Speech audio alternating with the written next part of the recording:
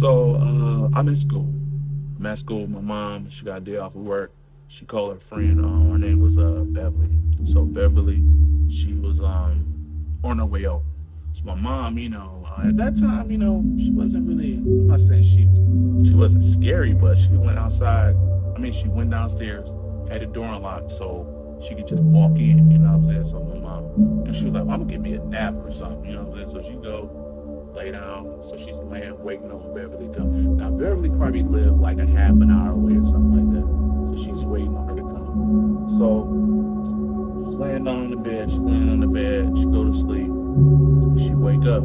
So when she wake up, she's laying there. She was like, all right, I should start getting ready because she gonna be here to be there, whatever. I'm gonna start getting ready now. She feel like she like I can't get up. So she's laying there with her eyes open, but she can't get up. So she's laying in the bed. Bed is right here. The doorway to out the room is right here. Out this way. So as she's laying there, she's like, I can't get up. What is going on? So she's like trying to get up. I can't get up. And she's like, oh my God. So my mom said she was thinking like she's paralyzed, something happened. Like she just can't move, she's dead or whatever. She don't know what's going on. She can't move. But she's like hearing like a noise. So she's like, what's that noise? So she's hearing it. It's taking a minute to get to it, but she's hearing it's getting closer, but slowly. She's like, what is that noise? So finally it gets to like where my room is.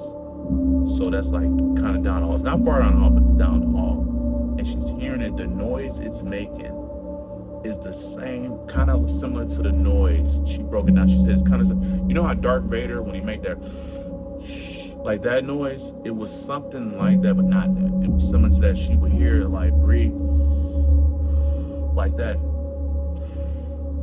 And she noticed the closer he gets down the hall, the more she's feeling weird. She like, oh my God, I can hear it. Can't move. It's getting closer. She like, is that Beverly coming? Like, she knew Beverly was supposed to come, but she like, no way she's here that quick. Like, you know what I'm saying? So she's like, what is that? Then she's like, maybe it is, because if she did take a nap, she said she finally see it in her doorway. Not a man, not a woman.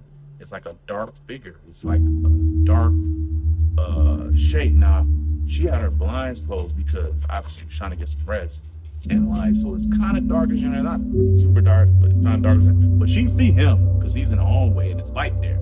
So she sees whatever the figure is, a black figure. She said he was like 6'5", maybe, standing in the doorway. And every time she would, when he go in like that, she would feel her breath going away. And when he breathe out, she would like, and she could breathe again. So he's like taking her in, and the closer he gets to her, the worse it gets. Like she's like, and it's letting her breathe again. Then it's letting her breathe again. She's like, oh my God, I'm dying in here, because the closer you get, the worse it's hitting her. And you can't move, so she's like, dang, if I could run, at least a good bit. So next thing you know, she hears Beverly knocking and ringing the bell and knocking at the door. So she thinking in her head like, I left the door unlocked. Why is she not just coming in? So the spirit thing is just looking at her, breathing in and out, taking her breath and giving it back to her, taking it, and now he's going faster. And she like, man, keep doing this, I'm gonna pass out or die. And she still can't move. And then finally he starts going backwards, and it's getting easier for her. Now he's in the hallway, it's gone. And finally he leaves. She gets up, run. So she gets up, finally it lets her go. Now, I'm gonna say this. She always told me, and the family always said, if you ever have what they call the witch's ride, where the spirit is holding you down, you're supposed to say the name of Jesus and they'll let you go. That's what my family always believed in. You say Jesus or God or something, let you go. Whenever it happened to me, I said Jesus and it let me go. So she said she just remembered that when she was still laying there when 11, she said Jesus, and she kept saying it like she would say, but it won't really let you talk because it got you frozen. And like she finally said Jesus, Jesus, Jesus, and she got up. And that's when she, like I said, she ran down the hall. She's running down the hall. Beverly's coming up the stairs. So she's coming up the stairs like, I can't get in the door. I couldn't get in the door. what's going on? And so she was like, hey, I had a door unlocked. She was like, yes. She was like, I was trying to open it, and finally it opened. She's like, what in the world? And she told her what happened. And Beverly was like, man, we getting up out of this house. Let's go. And they end up leaving and going to do something else. But like, yeah, it's crazy. That's one of the ones my mom told me about her, her experience or whatever. So yeah, go ahead.